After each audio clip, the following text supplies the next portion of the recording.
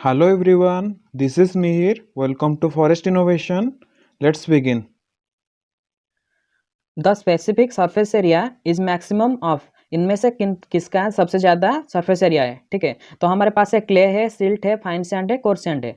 तो अगर equal amount में, इक्वल वेट में अगर हम इन चारों चीज़ को लेते हैं तो इनमें से सबसे ज़्यादा सरफेस एरिया होगा क्ले का, क्योंकि इन सब में से सबसे छोटा पार्टिकल है क्ले। जितना छोटा पार्टिकल रहेगा उतना ज़्यादा सरफेस एरिया रहेगा। ठीक है, फिर आते हैं next question, which does not recognise as soil structure. इनमें से कौन सा सॉइल स्ट्रक्चर नहीं है। ठीक है, तो इनमें से जो ऑप्शन है देख लेते हैं। पहले है platy, plate like structure equal to platy, फिर prism like structure equal to prismatic, फिर block like structure is equal to blocky. ठीक है, तो इनमें से आंसर हो जाएगा क्लेलोम। क्लेलोम एक सॉइल टेक्सचर है, सॉइल क्लास में आता है और ये सॉइल स्ट्रक्चर का पार्ट नहीं है। फिर आते हैं next question, calcium carbonate equivalent of liming material is highest in. यहाँ पे एक चीज को मार्क करना है, वो है लाइमिंग मटेरियल। यहाँ पे दिया गया है लाइमिंग मटेरियल, इनमें से कौन सा है according to the calcium carbonate equivalent. पहले जानते हैं कैल्शियम कार्बोनेट इक्विवेलेंट CCE क्या होता है। तो CCE ये होता है, अगर जो कैल्शियम कार्बोनेट होता है वो किस टाइप से एसिड को न्यूट्रलाइज करता है। ठीक है, तो उसको अगर हम एक यूनिट पकड़ लेते हैं, उसको अगर 100 मान के चलते हैं, तो बाकी इन चीज़ों में कौन सा का हाईएस्ट लाइमिंग मटेरियल के रूप में कौन सा यूज होगा अकॉर्डिंग टू CCE वैल्यू। तो यहाँ पे आ जाता है हमारा CaO, क्योंकि CaO का जो न्यूट्रलाइजिंग प्रॉपर्टी है वो होता है 150 to 175। अगर कैल्शियम कार्बोनेट का हुआ 100 तो CaO का होता है 150 to 175। इससे नीचे आता है कैल्शियम मैग्नीशियम कार्बोनेट जो होता है 95 to 108। ठीक है, और बाकी दो का इससे कम होता है। तो ये क्वेश्चन क्लियर हो गया। फिर आते हैं नेक्स्ट क्वेश्चन की तरफ।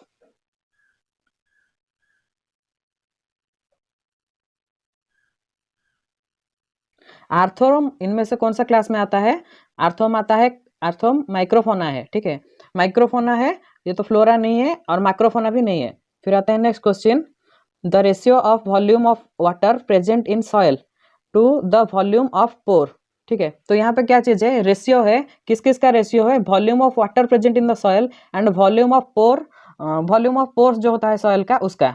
तो ये इसका आंसर आ जाता है वॉल्यूमेट्रिक वाटर कंटेंट। ठीक है, वॉल्यूमेट्रिक वाटर कंटेंट होता है ये दोनों का रेशियो। और एक टर्म यहाँ पे आएगा, वो है ग्राविमेट्रिक वाटर कंटेंट। ठीक है, ग्राविमेट्रिक वाटर कंटेंट क्या हो जाता है, ये होता है इन टर्म्स ऑफ वॉल्यूम, वहाँ पे होता है इन टर्म्स ऑफ मास।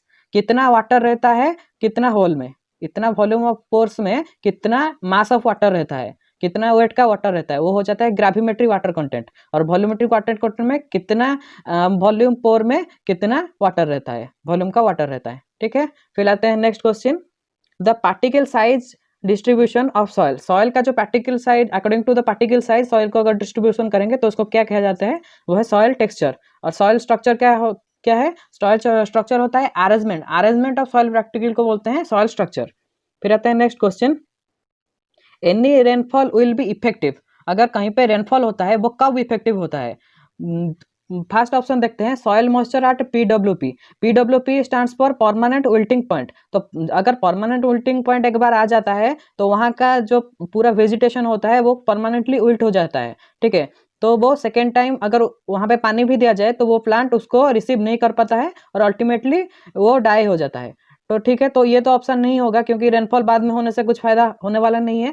फिर नेक्स्ट क्वेश्चन आता है, available soil deficit is less than rainfall. अगर सॉइल डेफिसिट जो है, सॉइल डेफिसिट मतलब वहाँ पे जो मॉइस्चर कंटेंट है वो लेस देन रेनफॉल होगा, मतलब सॉइल में पानी होगा। ठीक है, कम कम पानी होगा लेकिन होगा। फिर वहाँ पे जब रेनफॉल हो जाता है तो बियॉन्ड दैट रेंज हो जाता है, जितना मतलब फील्ड कैपेसिटी होना चाहिए उससे ज़्यादा हो जाता है। फिर क्या होता है, रन ऑफ आ जाता है। ठीक है, तो ये ऑप्शन भी नहीं होगा। फिर आता है available soil deficit is more than rainfall. Available soil deficit is more than rainfall answer होगा, क्योंकि अगर डेफिसिट से मतलब डेफिसिट ज़्यादा रहेगा रेनफॉल से तो जितना भी रेनफॉल होगा सब हमारा सॉइल में जाएगा, सब हमारा प्लांट के बच जाएगा, एक भी बूंद वेस्टेज नहीं होगा। ठीक है, फिर आता है next option, soil moisture eight field capacity. वही सेम चीज़ है विथ ऑप्शन बी, दैट अगर सॉइल कैपेसिटी फील्ड कैपेसिटी के रेंज में रहता है सॉइल मॉइस्चर, वहाँ पे रेनफॉल होता है, फिर होता है रन ऑफ। अगर रन ऑफ होता है तो वाटर लॉस होता है। फिर आया next question, golden revolution in India. Golden revolution in India हुआ था फ्रूट प्रोडक्ट्स के लिए, fruit products mostly horticultural fruits के लिए।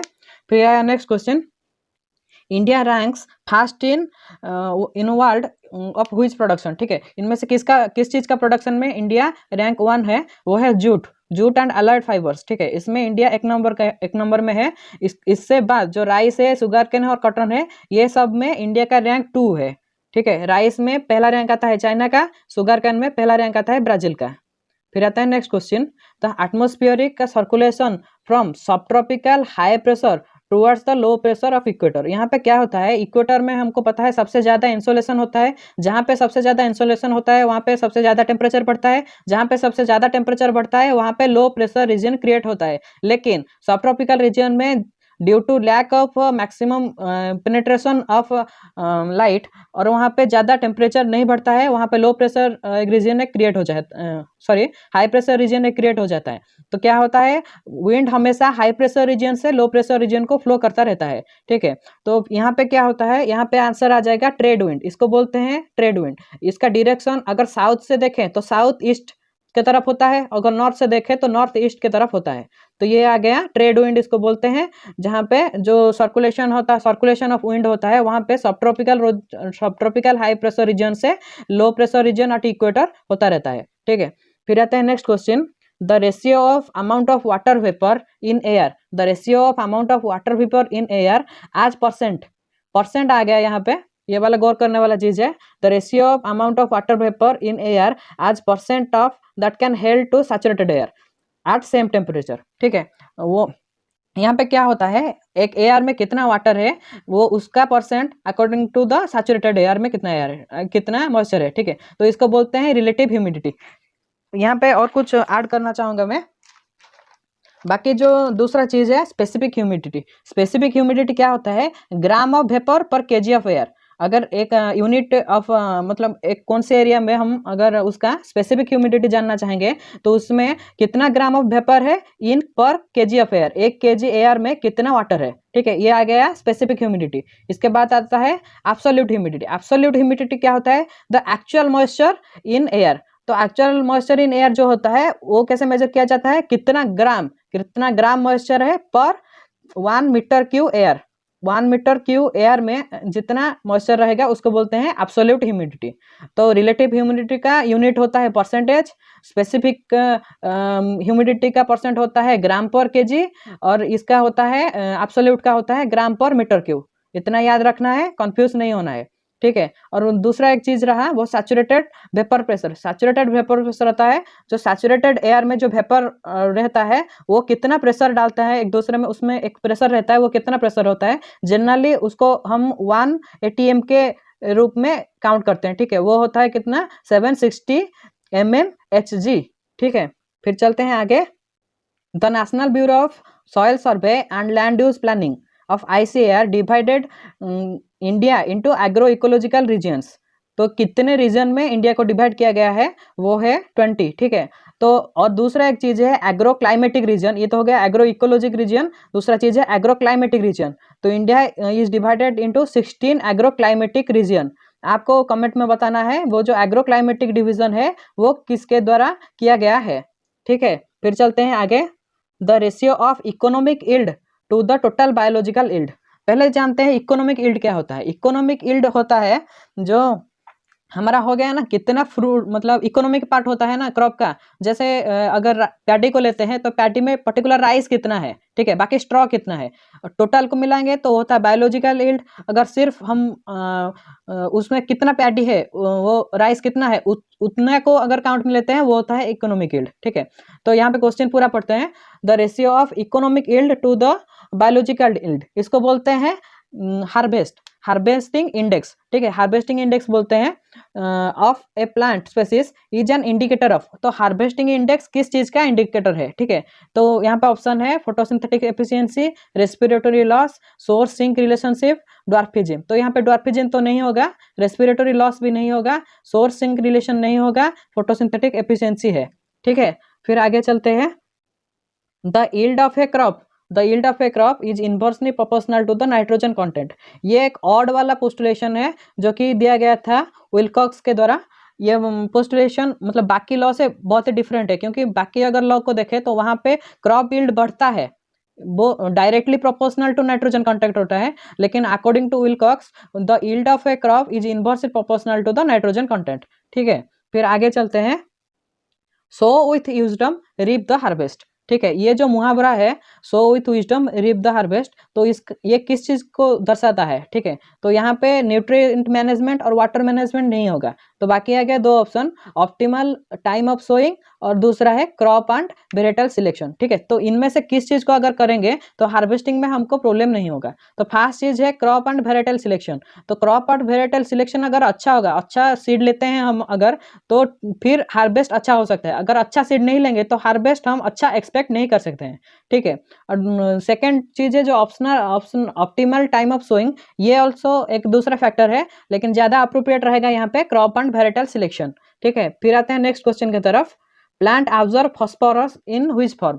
प्लांट जनरली जो फॉस्फोरस के है वो किस फॉर्म में लेता है? ठीक है, तो यहाँ पे आएगा H2PO4 माइनस और HPO4 माइनस माइनस। ठीक है, फिर आता है next question, denitrification is mediated bye. पहले जानते हैं डीनाइट्रिफिकेशन क्या होता है। डीनाइट्रिफिकेशन होता है जो हमारा अवेलेबल नाइट्रोजन होता है उसको सीडोमोनास क्या करता है, उसको ब्रेक डाउन करके अमोनिया फॉर्म में रिलीज कर देता है। तो इस प्रोसेस को बोलते हैं डीनाइट्रिफिकेशन। तो यहाँ पे नाइट्रोजन को डिग्रेडेशन किया जा रहा है, इस प्रोसेस को बोलते हैं डीनाइट्रिफिकेशन। फिर बाकी जो है नाइट्रोसोमोनास। ठीक है, नाइट्रोसोमोनास का काम क्या होता है, वो अमोनिया को नाइट्राइट में कन्वर्ट करता है। ठीक है, अमोनिया को नाइट्राइट में कन्वर्ट करता है और इस प्रोसेस को बोलते हैं नाइट्राइटेशन। ठीक है, नाइट्रोसोमोनास अमोनिया को नाइट्राइट में कन्वर्ट करता है, इसको बोलता है नाइट्राइटेशन। फिर दूसरा चीज आया नाइट्रोबैक्टर नाइट्राइट को, वो जो अमोनिया को नाइट्रेट किया था, ये नाइट्राइट को नाइट्रेट में कन्वर्ट करता है, इसको बोलते हैं नाइट्राइट ऑक्सीडेशन। ठीक है, नाइट्रेट ऑक्सीडेशन। और दूसरा लास्ट में आया राइजोबियम। जो राइजोबियम होता है वो क्या करता है, जो एटमॉस्फेरिक अमोनिया रहता है और नाइट्रस ऑक्साइड डायरेक्ट रहता है, उसको कलेक्ट करके अमोनियम में कन्वर्ट करता है। ठीक है, तो ये हो गया। फिर आते हैं नेक्स्ट क्वेश्चन की तरफ। An instrument design to measure both wind speed and it direction. इनमें से थोड़ा सा देख लेते हैं। ये जो विंड वेन है, विंड वेन क्या करता है, डायरेक्शन को मेजरमेंट करता है, विंड का डायरेक्शन को मेजरमेंट करता है। फिर आ गया एनेमोमीटर विंड स्पीड को मेजरमेंट करता है। फिर एनेमोवेन होता है जो कि बोथ विंड स्पीड और उसका डायरेक्शन को मेजर करता है। और लास्ट में आया साइक्रोमीटर रिलेटिव ह्यूमिडिटी को मेजर करता है। ठीक है, next question, the horizontal transfer of any atmospheric property by wind. जो विंड के द्वारा अगर हॉरिजॉन्टल ट्रांसफर हो रहा है कोई भी चीज इन द एटमॉस्फेयर, तो उसको क्या बोलते हैं, तो वो होता है कन्वेक्शन। विंड कभी भी विंड हो या लिक्विड फॉर्म में वाटर हो, तो वो उसमें जो टाइप ऑफ मूवमेंट दिखाया जाता है उसको बोलते हैं कन्वेंशन। ठीक है, फिर आते हैं next question, the accumulation of daily and seasonal event for a longer period of time. accumulation of daily and seasonal event for a longer period of time, इसको बोलते हैं हम क्लाइमेट। ठीक है, तो ये जो लॉन्गर पीरियड टाइम ये कितना होता है, मोस्टली मोर देन 35 ईयर होता है। ठीक है, फिर आए नेक्स्ट क्वेश्चन की तरफ। The emission of the earth surface is often. जो अर्थ सरफेस से एमिशन हमारा होता है, पहले तो दिन में आया इंसोलेशन, फिर रात में होता है एमिशन, और इसको री रेडिएशन बोलते हैं। तो ये किस फॉर्म में होता है, मोस्टली ये इंफ्रारेड फॉर्म में होता है। ठीक है, लॉन्ग वेव फॉर्म में जाता है ये। पहले तो जब इंसोलेशन आता है वो शॉर्ट वेव फॉर्म में आता है, फिर जो प्लांट्स है हमारा बाकी सरफेस एरिया है उसमें से वो चेंज होके फिर लॉन्ग वेव फॉर्म में रिटर्न होता है। फिर आया next question, weeds don't compete with crop plant for. किसके लिए वीड्स क्रॉप प्लांट के साथ compete नहीं करते हैं। ठीक है, तो इनमें से आ गया लाइट के साथ, लाइट के लिए डेफिनेटली करते हैं, वाटर न्यूट्रिएंट्स के लिए तो करते हैं, और कार्बन डाइऑक्साइड के लिए भी करते हैं। लेकिन एक चीज रहा टेम्परेचर के लिए कोई भी कंपटीशन नहीं होता है। ठीक है, फिर है next question, the chemical formulation use to control woody mostly include tree and shrubs vegetation. ठीक है, तो वुडी वेजिटेशन को कंट्रोल करने के लिए जो केमिकल फॉर्मुलेशन बनाया गया है तो उसको क्या बोलते हैं। ठीक है, पहले देखते हैं हर्बिसाइड क्या है। हर्बिसाइड एक केमिकल है, वो क्या करता है, पर्टिकुलर हर्ब को किलिंग करने के लिए यूज किया जाता है। हर्ब इराडिकेशन के लिए जो यूज होता है उसको बोलते हैं हर्बिसाइड। फिर आ गया अकारिसाइड। अकारिसाइड एक टाइप का केमिकल है जो कि यूज किया जाता है माइट्स और व्हाइट एंट के लिए। ठीक है, तो ये हो गया अकारिसाइड। देन आ गया ओविसाइड। ओविसाइड क्या है? जो इंसेक्ट का एग होता है, ठीक है, इंसेक्ट जब एग स्टेज में होता है तो उसको डिस्ट्रॉय करने के लिए जो केमिकल हम यूज करते हैं उसको बोलते हैं ओविसाइड। फिर लास्ट में आया आर्बोरिसाइड। तो आंसर आपको पता है, आर्बोरिसाइड होता है, arbori what stands for woody vegetation, ठीक है। तो आर्बोरिसाइड होता है जो वुडी वेजिटेशन को कंट्रोल करने के लिए होता है, उसको बोलते हैं आर्बोरिसाइड। फिर आ गया next question, at given pressure and water vapor content, the temperature to which air must be cooled for saturation to occur is called, ठीक है। तो इनमें से जो at a given pressure and water vapour content, ठीक है, pressure और water vapour content ये दोनों रहेगा कांस्टेंट, ठीक है। फिर क्या होता है, temperature to which air must be cooled for saturation, ठीक है। तो एयर सैचुरेशन होने तक कितने कितना डिग्री तक उसका टेम्परेचर कम होता है वो यहाँ से पूछा गया है, ठीक है। तो पहले ये टर्म लोग सारे टर्म को देख लेते हैं। ड्यू पॉइंट क्या होता है, कल मैंने एक्सप्लेन किया था ड्यू पॉइंट। तो जब जिस टाइम क्या होता है, जो मॉइस्चर हमारा गैसियस फॉर्म से लिक्विड फॉर्म में कन्वर्ट होता है तो उसको बोलते हैं ड्यू पॉइंट, ठीक है।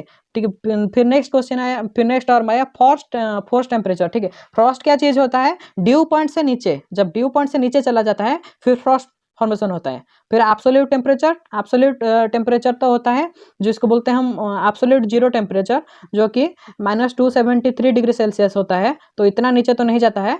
और नेक्स्ट आया इक्विलिब्रियम टेम्परेचर, तो ये भी आंसर नहीं होगा, तो यहाँ पे आंसर आ जाएगा ड्यू पॉइंट टेम्परेचर। जब ड्यू पॉइंट टेम्परेचर आता है तो वहाँ पे सैचुरेशन मतलब विंड कूल होके सैचुरेटेड हो जाता है, ठीक है। और ये जनरली कहाँ पे होता है, जो ट्रोपोस्फेयर के ऊपर ऊपर ही सतह रहता है वहाँ पे होता है, ठीक है।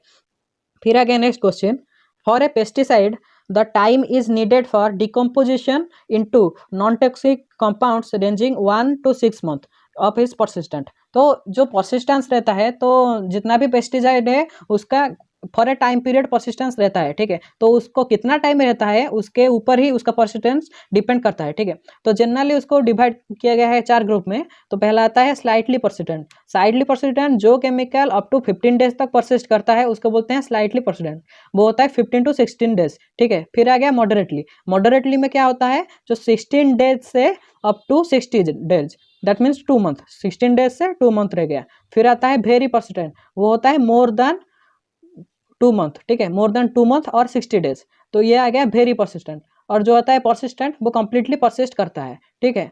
तो जो परसिस्टेंट केमिकल है उसमें ही सबसे ज़्यादा बायोमैग्निफिकेशन दिखाया जाता है, और बाकी चीज़ तो यहाँ क्वेश्चन का आंसर तो हमको पता हो गया, वो वेरी परसिस्टेंट होगा, ठीक है। फिर चलते हैं आगे, 2,4-D क्या है। 2,4-D एक हर्बिसाइड है, ये तो पता है। फिर बाकी वो सिलेक्टिव है या नॉन सिलेक्टिव है, कॉन्टैक्ट है या सिस्टमेटिक है, ठीक है। इसको देखते हैं।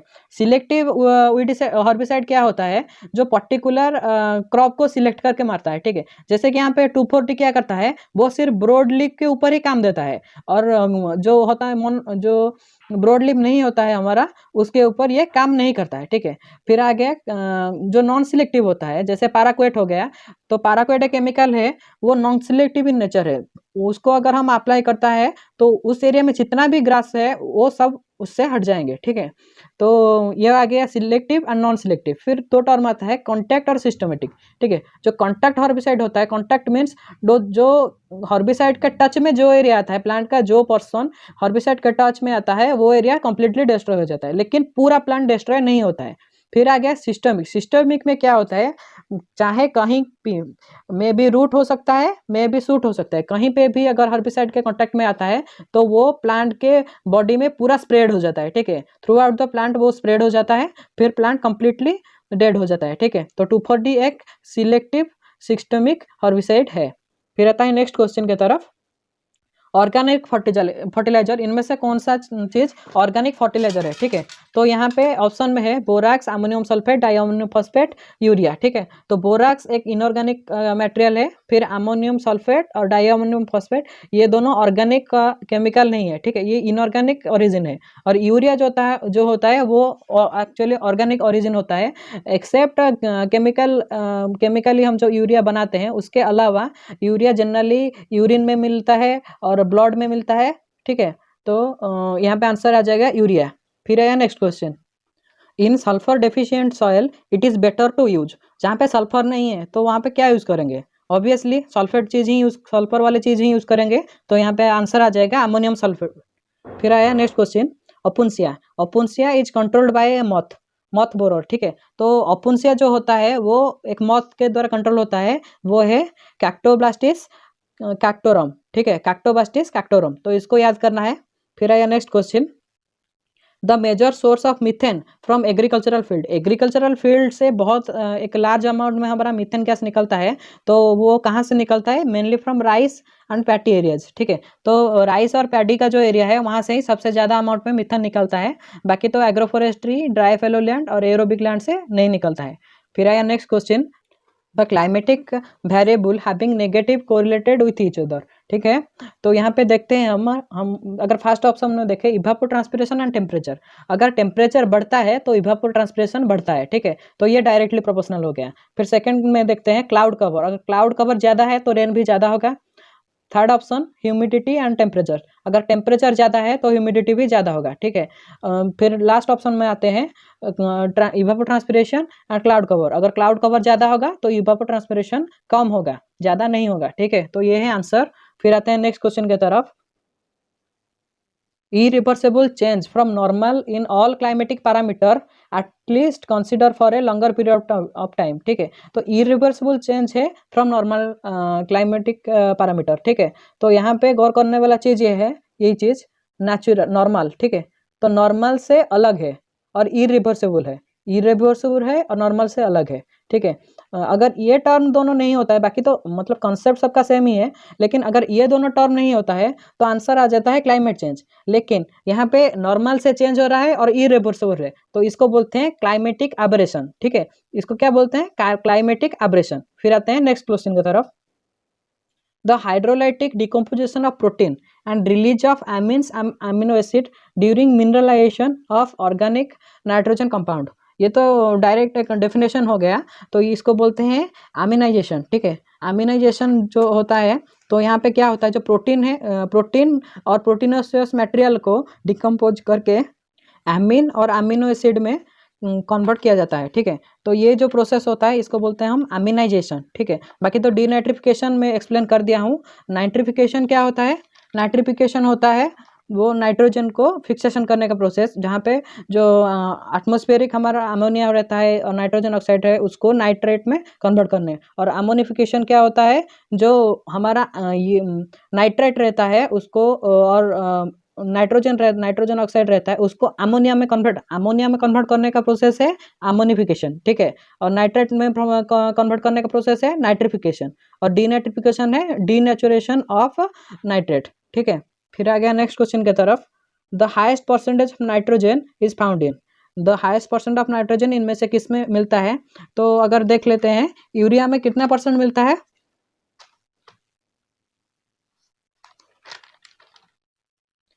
यूरिया में जनरली ये जो नाइट्रोजन का परसेंट होता है वो जनरली 46% रहता है। If you compare with DAP then ये बन जाता है 18%। और यहाँ पे जो क्वेश्चन पे है अमोनियम नाइट्रेट, उसमें रहता है 35% नाइट्रोजन। अगर कंसिडर करें अनहाइड्रस अमोनियम को, तो अनहाइड्रस अमोनियम में रहता है 82%। तो यहाँ पे आंसर हो जाएगा अनहाइड्रस अमोनियम, ठीक है। बाकी ट्राइड ब्लड में भी रहता है नाइट्रोजन, लेकिन कंपेरेटिवली अनहाइड्रस अमोनियम में सबसे ज़्यादा रहता है, ठीक है। फिर आता है next question, the GHG with highest global warming potential. तो इनमें से किसका सबसे ज़्यादा ग्लोबल वार्मिंग पोटेंशियल है, ठीक है। तो पहले हम जान लेते हैं किसका कितना ग्लोबल वार्मिंग पोटेंशियल है। कार्बन डाइऑक्साइड को अगर हम 1 मान के चलते हैं, अगर वो 1% रेस्पॉन्सिबल है ग्लोबल वार्मिंग के लिए, फिर आ जाता है मीथेन, ठीक है। मीथेन होता है 25% रेस्पॉन्सिबल। फिर आता है नाइट्रस ऑक्साइड जो होता है 298% रेस्पॉन्सिबल। फिर आ जाता है CFC जो कि आता है 10,900 times responsible for global warming. इसलिए हमको जितना भी CFC और फ्लोराइड वाला कंपाउंड जितना भी है, हेक्साफ्लोराइड, ये फ्लोराइड वाला कंपाउंड जितना भी है उसको अवॉइड करना है, ठीक है। तो यहाँ पे आंसर आ जाएगा सल्फर हेक्साफ्लोराइड। फिर आते हैं नेक्स्ट क्वेश्चन की तरफ, the global fresh water resource is at percentage of total resource. तो टोटल जितना पानी है उनमें से कितना मीठा पानी है, ठीक है। यहाँ पे क्वेश्चन ये डायरेक्ट है, और ये होता है 2.5%, ये सबको पता होगा। फिर आते हैं नेक्स्ट क्वेश्चन की तरफ, the surface with highest albedo. जो सरफेस हाईएस्ट अल्बेडो रहता है वो इनमें से किससे ज़्यादा अल्बेडो होता है, ठीक है। तो यहाँ पे पहले जान लेते हैं अल्बेडो क्या होता है। अल्बेडो होता है जो amount of solar radiation reflected back, जितना सोलर रेडिएशन रिफ्लेक्ट होता है to the solar radiation incident, जितना रेडिएशन इंसिडेंट आता है, ठीक है, जितना रिफ्लेक्ट होता है डिवाइडेड बाय जितना आता है इंटू 100, इसको ये जो रेशियो मिलता है इसको बोलते हैं अल्बेडो, ठीक है। तो सबसे ज़्यादा अल्बेडो किसमें होता है, वो होता है फ्रेश स्नो में, और कितना होता है 75 to 95%, और सबसे कम अल्बेडो रहता है वाटर सरफेस में, जो होता है कि 6 to 10%, ठीक है। और बाकी जो रहा फॉरेस्ट एरिया में जनरली रहता है 10 to 20%, और दूसरा रहा जो बेयर सॉइल में ये रहता है 15 to 25%। फिर आ गया क्लाउड में कितना रहता है, क्लाउड में रहता है 35 to 45%। तो इसमें आंसर हो गया 75 to 95%, जो कि होता है फ्रेश स्नो में। फिर आते हैं नेक्स्ट क्वेश्चन की तरफ।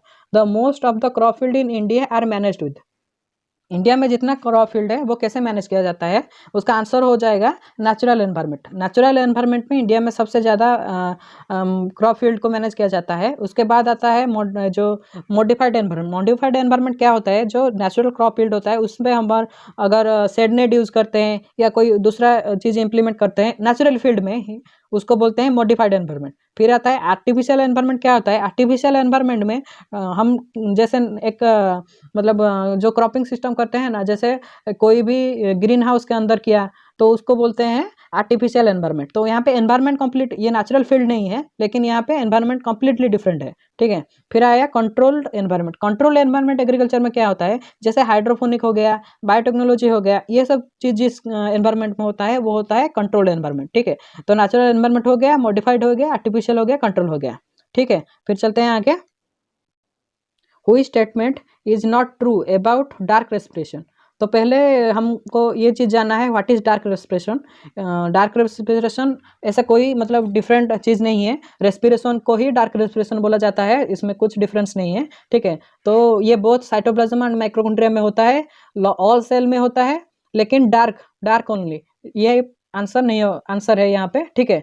डार्क ओनली मतलब सिर्फ रात के अंधेरे में रेस्पिरेशन नहीं होता है, दिन में भी रेस्पिरेशन होता है, ठीक है। तो ये है आंसर, और एटीपी तो प्रोड्यूस होता है, ये भी पता है। फिर आते हैं नेक्स्ट क्वेश्चन की तरफ। इफ एक्स होता है क्या, एक्स होता है photosynthesis is in oxidation reduction process. हमारा पहला स्टेटमेंट है फोटोसिंथेसिस एक ऑक्सीडेशन एंड रिडक्शन प्रोसेस है। सेकेंड टर्म है photosynthesis consist of two phases, one is the light dependent phase, other is the light independent phase, ठीक है। तो हमारा सेकेंड जो स्टेटमेंट है फोटोसिंथेसिस दो फेज में होता है, ये तो कम्प्लीटली ट्रू है। लाइट डिपेंडेंट एक होता है, दूसरा एक होता है डार्क फेज, ठीक है। फिर जो लाइट डिपेंडेंट होता है उस फेज में क्या होता है, जो वाटर स्प्लिट होता है, पहले जो फर्स्ट स्टेप में वाटर स्प्लिट होता है, ठीक है। जो सेकंड फेज होता है, जो डार्क फेज होता है, तो उसमें लाइट नहीं चाहिए, तो वहाँ पे क्या होता है, जो वाटर स्प्लिट होता रहता है फास्ट में, उससे जितना एनर्जी आता है उसको लेकर के, और जो कार्बन डाइऑक्साइड होता है उसको मिला करके फिर ग्लूकोज फॉर्मेशन होता है, ठीक है। तो जो ये वाला सेकंड स्टेटमेंट तो सही है, ट्रू है। फिर आते हैं फर्स्ट स्टेटमेंट की तरफ, जो photosynthesis is an oxidation reduction process, ये स्टेटमेंट भी सही है, ठीक है। क्योंकि जो फोटोसिंथेसिस में क्या होता है, वहाँ पे हमारा जनरली अगर देखें तो 38 एटीपी फॉर्मेशन होता है, ठीक है। 38 एटीपी ऑक्सीडेशन होकर फॉर्मेशन होता है, जिनमें से 2 एटीपी इस्तेमाल हो जाता है, और जो इस्तेमाल होता है 2 एटीपी रिड्यूस होके हमको लास्ट को मिलता है 36 एटीपी, ठीक है। तो 38 ऑक्सीडेशन होके बना, 2 रिड्यूस हो गया, टोटल गेन हुआ 36 एटीपी। तो ये एक ऑक्सीडेशन रिडक्शन प्रोसेस है, ठीक है। तो दोनों स्टेटमेंट सही है। फिर आते हैं आगे नेक्स्ट क्वेश्चन की तरफ। द सरफेस और land area are drain through common outlet, ठीक है। तो यहाँ पे थोड़ा सा एक्सप्लेन करना चाहूँगा।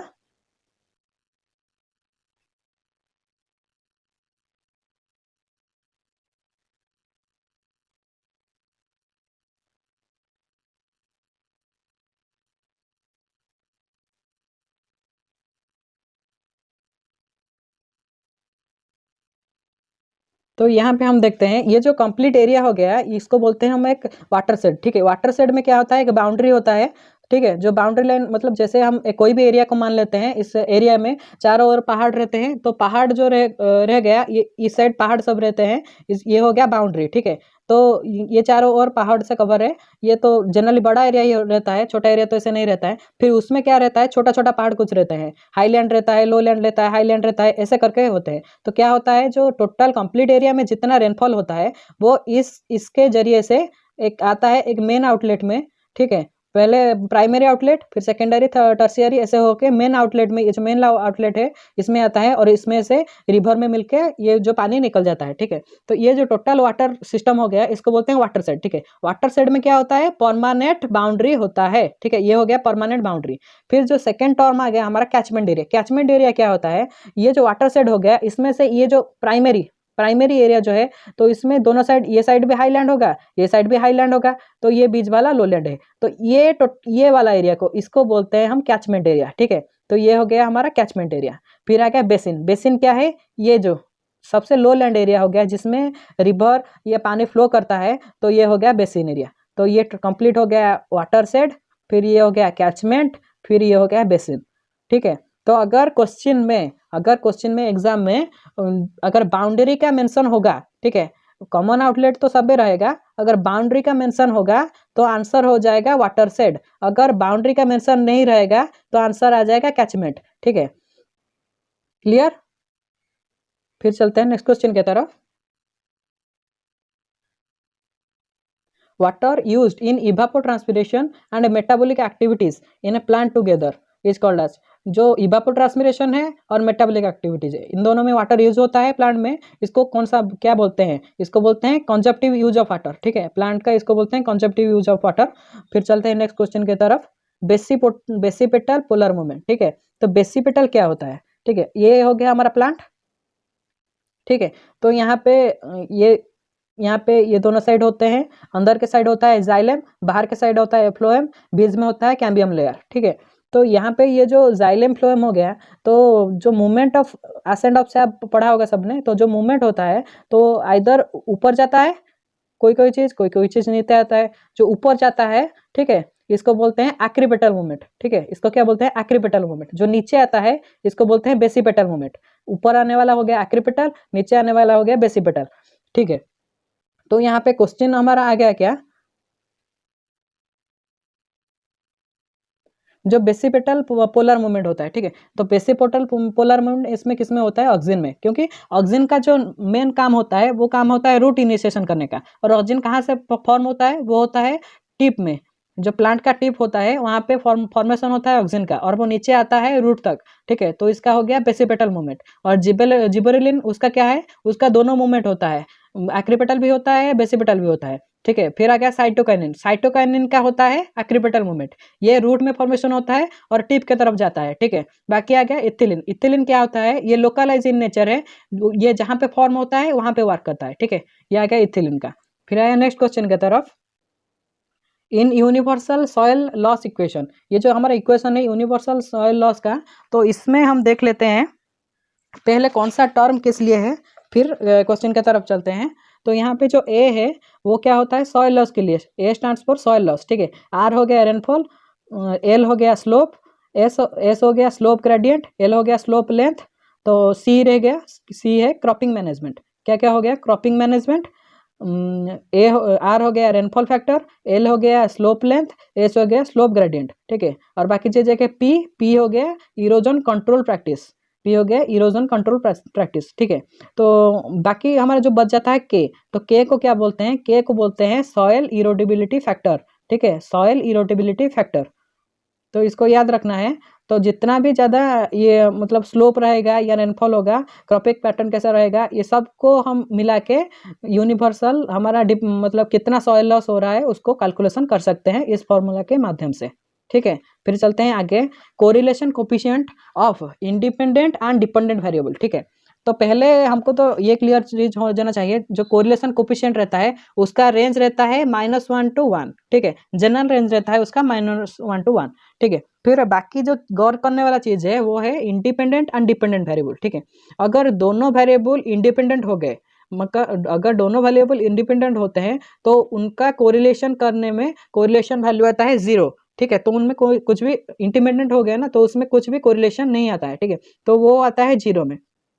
फिर यहाँ पे जो रेंज आ गया 0 to 1, 0 to -1, 0 to 10, ठीक है। 0 to 10 तो नहीं होगा, इसको एलिमिनेट कर लेते हैं। बाकी जो 0 to 1 तो यहाँ पे आंसर आ जाएगा 0 to +1 और 0 to -1, क्योंकि हमको पता नहीं है वो कैसे किस हिसाब से कोरिलेट हो रहे हैं, ठीक है, किस हिसाब से वो रिलेटेड है, पॉजिटिवली है कि नेगेटिवली है, ठीक है, क्योंकि यहाँ पे हमको डाटा सीरीज प्रोवाइड नहीं किया गया है, ठीक है।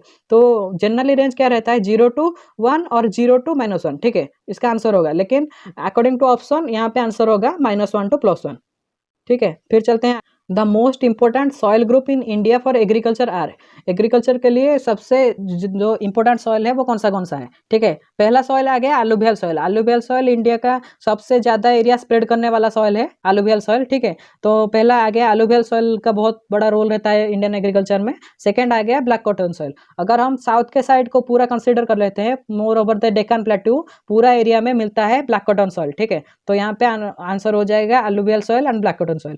और रेड सॉइल कहाँ पे मिलता है, रेड सॉइल मिलता है जनरली जो हमारा ब्रह्मपुत्र नदी है, तो उस वो जहाँ जहाँ पर फ्लो होके जाता है उस एरिया में मिलता है रेड सॉइल, ठीक है। क्योंकि वहाँ पे रेनफॉल भी ज़्यादा होता है और वो इसलिए क्या होता है ना, जो सिर्फ आयरन वहाँ पे कंपोज होके मतलब कंसिस्ट होके रह जाता है, बाकी मटेरियल सब लीचिंग होके चला जाता है, ठीक है। तो वहाँ वो होता है रेड सॉइल।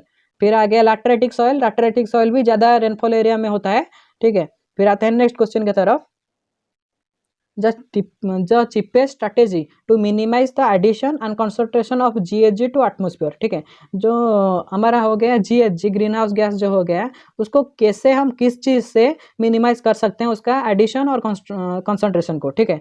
तो ये रहा क्वेश्चन, आंसर आ गया क्या होगा इसमें, ठीक है। पहले टर्म को सब जान लेते हैं, कैप्चर। कैप्चर क्या होगा, कैप्चर से क्या कर सकते हैं हम, जो पहले एटमॉस्फेयर में हमारे जितना भी ग्रीन हाउस गैसेस रहते हैं तो उसको हम कैप्चर करते हैं, ठीक है। उसके लिए बहुत मशीनरी लगाना पड़ता है और ये तो चीपेस्ट मेथड नहीं है, ठीक है। फिर आ गया सब्स्टिट्यूशन। सब्स्टिट्यूशन में क्या किया जाता है, जनरली जो हमारा ज़्यादा पॉल्यूशन होता है वो फॉसिल फ्यूल के कारण ही होता है, ठीक है। तो सब्स्टिट्यूशन मेथड में उसका जो सब्स्टिट्यूट है, जैसे हम आजकल यूज़ कर रहे हैं बायोगैस का यूज़ कर रहे हैं, गोबर गैस का यूज़ कर रहे हैं, ठीक है। तो वो सब्स्टिट्यूट हो गया और वो भी पॉल्यूशन नहीं करता है, ग्रीन हाउस गैस स्प्रेड नहीं करता है, ठीक है।